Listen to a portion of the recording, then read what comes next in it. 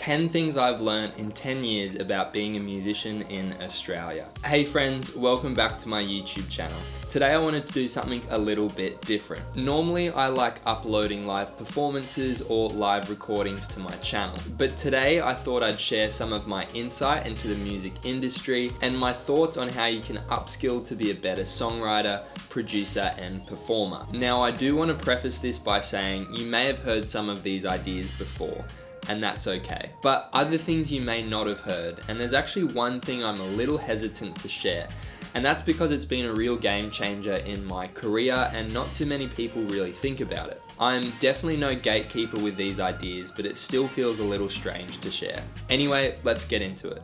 Number 1, be a nice person. Now, this is perhaps the most commonly shared piece of advice for musicians, and early on in my career, I probably shrugged it off a little bit. But now I'm realizing that it is so important. The music world is all about connections. When you go to a gig, when you play a gig, when you write a song, when you co-write a song, when you're on social media and all of these platforms, you are interacting and making connections with people. And if you come across as a grumpy person, people won't want to work with you. I've had experiences before where I've really loved a band and then an opportunity came up to support them or to watch a gig, and something happened where I got a really negative vibe from them, and it actually impacted my willingness to stream their music afterwards. So it's pretty safe to say that being a nice person is pretty critical when it comes to being a musician. Number 2, learn the Nashville numbers system. Now this is a bit of a unique piece of advice, and I have to say that you don't need to learn this in order to be a good musician. But for me, it's something that I've found to be super valuable along the way.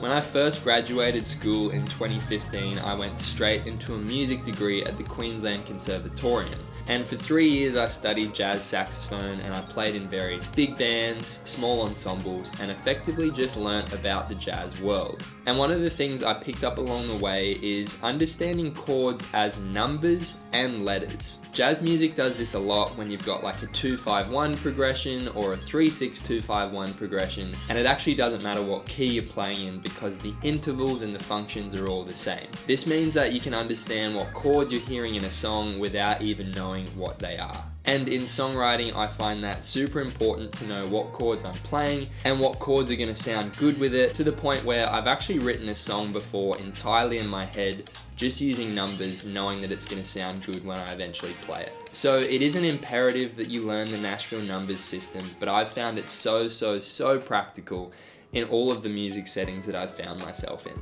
Number 3, play around with different guitar tunings. As a folk artist, I find my greatest inspiration comes from playing the acoustic guitar. And when I first learnt to play, it wasn't even in standard tuning. My favorite artist at the time, his name's Saint Raymond. He writes indie rock music, and he was putting out all these live recordings where he would just play the song on an acoustic guitar. And I was trying to emulate that, but the only problem was I was in standard tuning and he was in open D. So pretty quickly I found myself learning how to play in this tuning, which is D, A, D, F sharp, A, D, and that fully unlocked the guitar for me. It made me realize that it's more about intervals than actual notes. So if you're a folk musician and you find yourself writing on the guitar very often, change the tuning. Number 4. Keep your recording setup as minimal as you can. Now this may sound funny because I'm sitting in a big room with pianos, drum kits, vintage keyboards and synthesizers, tape machines and vintage mixers. But the truth is you can get by with a microphone, an interface and a DAW, which is like GarageBand, Logic or Ableton. If you've got those ingredients, then it's actually really easy to make songs and make them well. The very first song I ever put out under this new light is The Mountains. And I recorded that on GarageBand with one mic, and I pretty much did all the mixing myself. So you don't need an extensive amount of production equipment to make a good song a good song. Number 5, collaborate. This is super important for anyone in the music industry. I see myself mostly as a songwriter, and so I end up spending a lot of time by myself with a guitar. But I find that very often I go back to the same chord progressions or the same shapes or the same melodic contours, and that's just because I've built that into my system through habit. When you invite others into that space, Whilst it does make it a bit more scary to share those initial ideas, you can come out with a really awesome song. And actually, most recently when I've done collaborations, these songs have ended up being my favorites. So collaborate more, network with other musicians, and see what you can come up with. Number 6, chicken noise. Now, this is something that I'm pretty sure isn't industry standard, but every time I've done this myself on recording and production projects, the outcome has been so much better. To explain this a bit more, chicken noise is essentially the sound of a drumstick hitting the snare drum, but not the sound of the snare drum. So if you've downloaded a drum sample pack and you're dropping in all of these drum sounds into your project, they're effectively just giving you the sound of the snare drum. But to make it sound more realistic, you actually want to hear the sound of the drumstick moving through the air and hitting the skin. Chicken noise means put back in the sounds that the people that have recorded the samples have taken out. This will make a more realistic sound overall. Number 7, try double tracking with a hard left and right pan. If your guitar is sounding a little average, I've found that doing double tracking and a hard pan left and right can make a dodgy acoustic sound incredible. The same can be said for vocals and various other instruments. If your one mic doesn't sound really good, left and right can really fix it. Number 8, try out Lander mastering. Now, this is not a plug by any means, but I've been using Lander for the last 6 months and it's really improved my workflow. So when you're working on demos and recording in a bunch of instruments, at the end of the day, it's really cool to just do a quick bounce so you can listen to what you've done over the next few days. The issue is, if you haven't spent a lot of time mixing these tracks, it can sound really bad, and it can kind of wreck your enthusiasm for the song. But what I've found is, if you bounce that same track to Lander and spend about 2 minutes creating a really basic master, you might end up walking away with a track that you think sounds really good. There's various subscription plans for this service, but I'm pretty sure you can get 2 masters a month for free.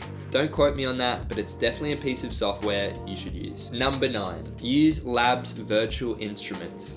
Again, this is not a plug, but whenever it comes to recording for me, I find Labs to be a really good place to turn when I need to record piano, bass, drums, violin and strings, or horns. They have a bunch of free sound libraries that are so easy to download and they sound incredible too. It's just a bit of a no-brainer. Number 10, plan ahead, create buffers, and release more music. This is the piece of advice that I'm most hesitant to share because it's been a massive game changer in my journey. 5 years ago, when I first started putting out music under this new light, I didn't really have any strategy for releasing music. But I went along to this music industry night in Brisbane, and one of the people I met that night was someone fairly high up in a music distribution company. His advice was give Spotify and Apple Music as much time to hear your music if you want to get playlisted. He actually told me at least 8 weeks for any single is the minimum buffer time you want between your upload and your release date.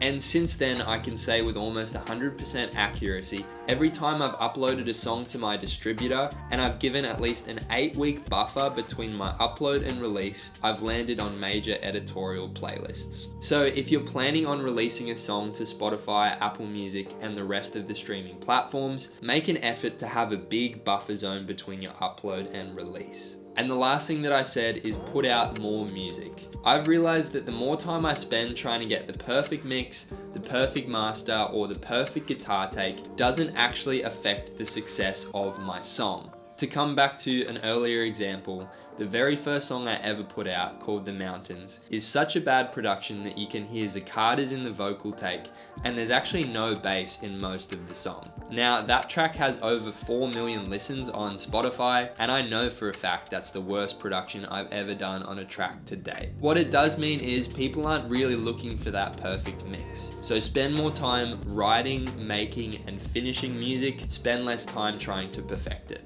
Well guys, that's it for me today. Hopefully you found one of those 10 tips really helpful. If you have any more questions about any of the things I've said today, drop a comment below and I'll get back to you as soon as I can.